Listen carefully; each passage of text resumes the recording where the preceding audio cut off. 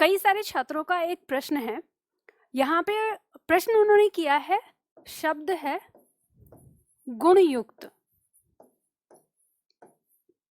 और इसका समास विग्रह अगर हम करें तो ये हो जाएगा गुण से युक्त। ठीक है।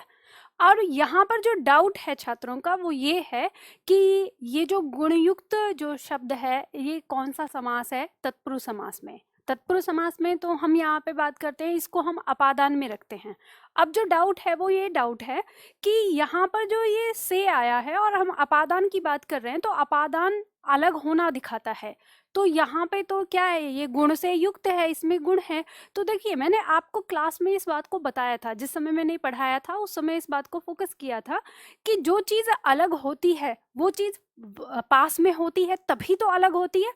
तो यानी किसी चीज़ का पास होना और किसी चीज़ का अलग होना वही हमारा किसके अंदर होता है, अपादान के अंदर होता है। तो ये यानी अगर हम इसको जैसे दूसरा शब्द लें गुणहीन, तो ये भी आ जाएगा। अगर हमने कहा गुणहीन तो ये क्या हो जाएगा, गुण से हीन। तो अब इसमें क्या है, गुण नहीं है तो दूर हो जाएगा, यानी गुण से अलग हो गया। तो ये बात आपको ध्यान देनी है कि अलग होना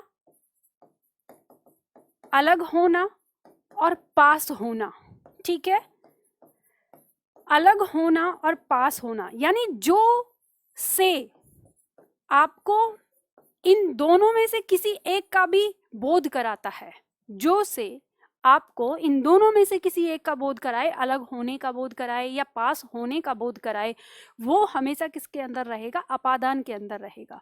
तो ये बात आपको ध्यान रखनी है। और ये जो आपको एक कंफ्यूजन होता है, ये से जिसको हम बात करते हैं साधन या माध्यम, जिसको हम करण के अंदर रखते हैं, ये जो करण के अंदर रखते हैं, तो आपको ये बात ध्यान रखनी है कि करण के अंदर हम उसी से को रखते हैं जिसके स्थान पर हम क्या रख सकते हैं, के द्वारा। क्या रख सकते हैं, के द्वारा। इस के द्वारा का मतलब है माध्यम को दिखाता है।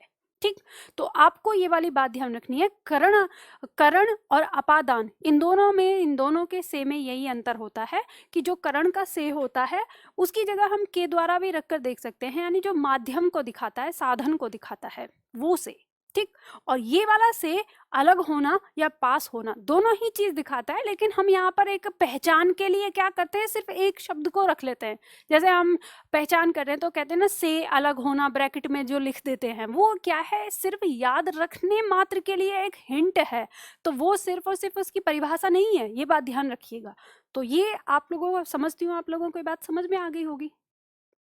अगर आप भी चाहते हैं हमारी सामान्य हिंदी की ऑनलाइन क्लासेस लेना, तो सबसे पहले आपको करना होगा, आप प्ले स्टोर पे जाइए और हमारा ऐप डाउनलोड करिए, हिंदी एकेडमी या निधि एकेडमी, फोटो वाला ये ऐप आएगा और आप इसको डाउनलोड कर सकते हैं और वहाँ जाकर आप परचेज कर सकते हैं हमारी क्लासेस और वहाँ से अपनी क्लासेस ले सकते हैं।